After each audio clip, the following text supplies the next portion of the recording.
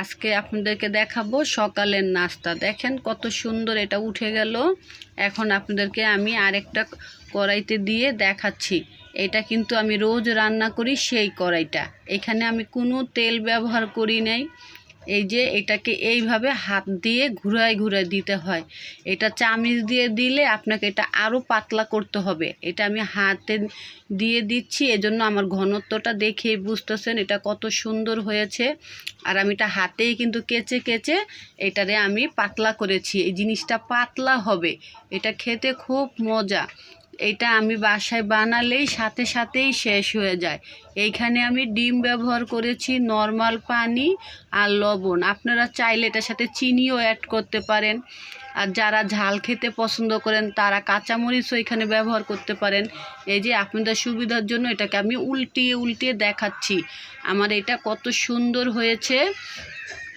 এটা খুব সুন্দর একটা গ্রান আসে, কালারটা খুব সুন্দর। জানি না আমার ক্যামেরায় পুরা কালারটা আসছে কি না। এটা খুব সুন্দর একটা কালার হয় আর খেতেও খুব মজা হয়। এই যে আরেকটা আপনাদেরকে দিয়ে দেখাচ্ছি আমি কিভাবে নিচ্ছি। আমার হাতে করে নিয়ে এইভাবে ঘুরিয়ে ঘুরিয়ে দিচ্ছি। এটা একদম পাতলা হবে, যত পাতলা করবেন জিনিসটা খেতে মজা হবে। তাহলে আপনাকে আর দুই সাইড ভাজতে হবে না, এক সাইডেই জিনিসটা সুন্দর হয়ে যাবে। এখন আমি এটা ঢেকে দিব। এটা ঢেকে দিলে এই সাইড ওই সাইড দুই সাইডই খুব সুন্দরভাবে এটা হয়ে যায় আর এটা নিজের ইচ্ছাই উঠে যায়। দেখেন আমার পিঠাগুলো কত সুন্দর হয়েছে। এটা যখন আমার রুটি বানাতে দেরি হয়ে যায় তখনই আমি এই নাস্তাটা তৈরি করি। এটা করতে খুব সহজ এবং খেতেও খুব মজা। এটা যেই কোনো টাইমে যেই কোনো তরকারি দিয়ে, ভর্তা দিয়ে, চা দিয়ে আপনি এটা খেতে পারবেন। এটা আপনি শুধু শুধুও খেতে পারবেন। আপনি কিচ্ছু খেতে ইচ্ছা করতেছে না, চুপচাপ বসে আছেন, শুধু শুধু খেতেও এটা মজা।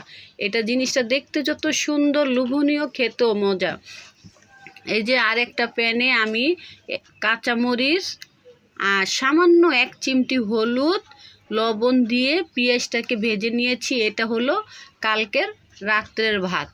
এই ভাতটাকে এখন আমি ভেজে নিব। এখানে হলুদের ব্যবহার খুব কম, নাই বললেই চলে, একদম সামান্য হলুদ দিয়েছি আমি এখানে, শুধু একটু ওই পেঁয়াজটাকে আমার একটু কালার করার জন্য।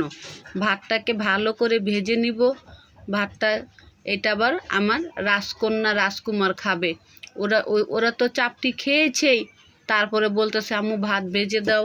কারণ বাচ্চা মানুষ, সকাল থেকে ঝিরিঝিরি বৃষ্টি কালকে রাত থেকে পড়তেছে।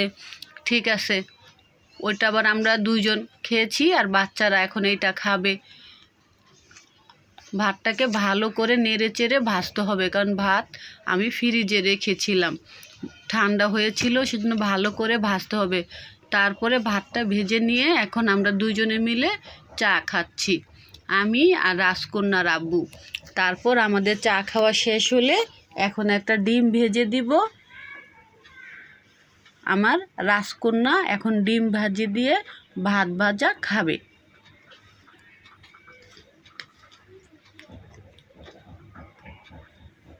এমন হালকা হালকা বৃষ্টি, ঠান্ডা ঠান্ডা ভাব। আশা করি আমার আজকের নাস্তাটা আপনাদের ভালো লাগবে। যখন মনে হবে আজকে ঘুমের থেকে উঠতে দেরি হয়ে গেছে বা রুটি বেলতে ইচ্ছে করে না, সেদিন এই নাস্তাটা আপনারা বাসায় ট্রাই করবেন। বা বিকেলবেলা কিছু খেতে ইচ্ছে করতেছে, আমার মতন যারা বৃষ্টি দেখলে কিছু খেতে ইচ্ছে করে, তখন এটা চট করে বানিয়ে নেবেন। এটা বানাতে খুব সহজ, এটা খেতেও মজা, বানাতেও খুব সহজ। আর এটা যেই কোনো একজন, আপনি হঠাৎ করে মেহমান চলে আসলো, তার সামনে দিল, সে অবাক হয়ে যাবে এত মজাদার একটা রেসিপি তুমি কি করে তৈরি করেছো, এখানে তুমি কি অ্যাড করেছো। আমি কিন্তু সবসময় আপনাদেরকে সহজ উপায়, আপনার ঘরে যা আছে তা দিয়েই আপনি ঝটপট কি করতে পারেন সেইটাই দেখাই। আমি কিন্তু এখানে বাড়তি কোনো মশলা ব্যবহার করি না বা আহামরি মশলাও ব্যবহার করি না। আমার হাতের নাগানে যা আছে আমি তাই ব্যবহার করি। দেখেন আমার ডিমটা কত সুন্দর এই সাইড ওই সাইড করে আমি ভাজতেছি। ডিমটাকে আবার দুই ভাগ করেছি। কেন? আমার বাসায় মাশাআল্লাহ অনেক ডিম আছে, একটা ডিম পুরা দিলে খাবে না, সেজন্য ডিমটাকে ভাগ করে দিয়েছি। এটা আমার এই ডিমটা শেষ হয়ে যাবে, তো বলবে যে হ্যাঁ আমি দুই ভাগ খাবো। ঠিক আছে, এখন আমার রাজকন্যা খাবে। আমার নাস্তার আইটেমটা ভালো লাগলে অবশ্যই আপনারা বাসায় ট্রাই করবেন।